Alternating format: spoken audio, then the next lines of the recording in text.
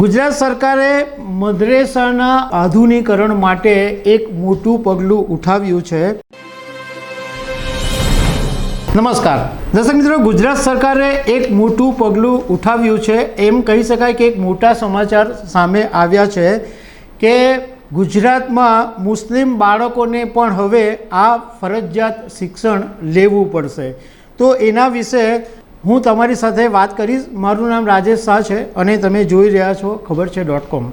ગુજરાત સરકારે મદ્રેસાના આધુનિકરણ માટે એક મોટું પગલું ઉઠાવ્યું છે। રાજ્ય સરકારના શિક્ષણ વિભાગે મદ્રેસામાં ભણતા 7,000 વિદ્યાર્થીઓને શાળાકીય શિક્ષણ આપવાનો નિર્ણય લીધો છે અને આવું કરનારું ગુજરાત દેશનું પહેલું રાજ્ય બન્યું છે। એ ગુજરાત માટે અને દેશ માટે પણ એક મોટી વાત છે।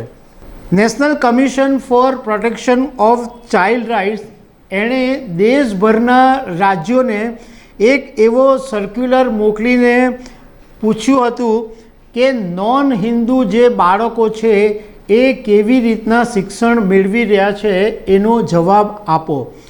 આના સંદર્ભની અંદર ગુજરાત સરકારના શિક્ષણ વિભાગે કમિશનને જણાવ્યું હતું કે ગુજરાતમાં મદ્રેસા બોર્ડ જેવું કંઈ જ નથી।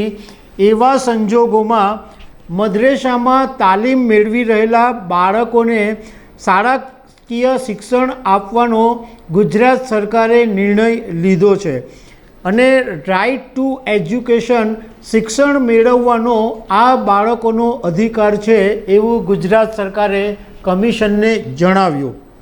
National commission for protection and child રાઇટ્સના ચેરમેન પ્રિયાંક કાનુગોએ એક મીડિયા ઇન્ટરવ્યૂમાં એ વાત કરી કે હવે ગુજરાતમાં મદ્રેસાના બાળકોને પણ શાળાકીય શિક્ષણ મળશે અને એ પછી એ બાળકો મદ્રેસાની તાલીમ લેશે। આ પહેલાં એક સર્વે પણ કરાવવામાં આવ્યો હતો।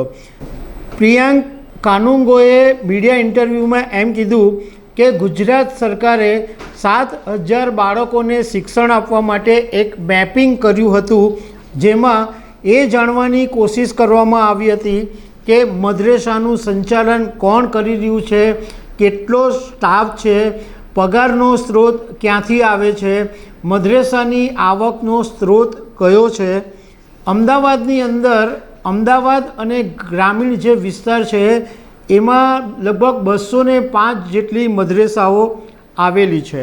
કાનુંગોએ આગળ કીધું કે ગુજરાતમાં ધાર્મિક આધાર પર બાળકોને વિભાજિત કરવામાં આવતા નથી।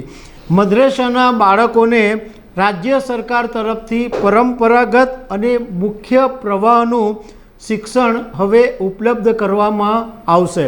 ગુજરાત માટે આ ખરેખર એક મોટી વાત છે કે મદ્રેસાની અંદર જે બાળકો ભણી રહ્યા છે એમને અત્યારે જે રાજ્ય સરકારની સ્કૂલોમાં જે વિદ્યાર્થીઓ જે રીતના ભણે છે એ રીતનું એમને શિક્ષણ આપવામાં આવશે। એટલે સરકારી શાળાઓમાં બાળકો જેટલા વિષયો ભણે, ઇતિહાસ, ભૂગોળ, વિજ્ઞાન, ગણિત જે બી ભણે એ બધું હવે આ મુસ્લિમ બાળકોને પણ શિક્ષણ મળશે અને મદ્રેસામાં એમને જે તાલીમ મળી રહી છે એ તાલીમ એમની ચાલુ રહેશે। પરંતુ આ એમને એક મુખ્ય પ્રવાહમાં વાળવાનો એક પ્રયાસ છે કે ભાઈ આ મુસ્લિમ બાળકોને પણ સારું શિક્ષણ મળે। તો આ એક ખરેખર સારી વાત છે।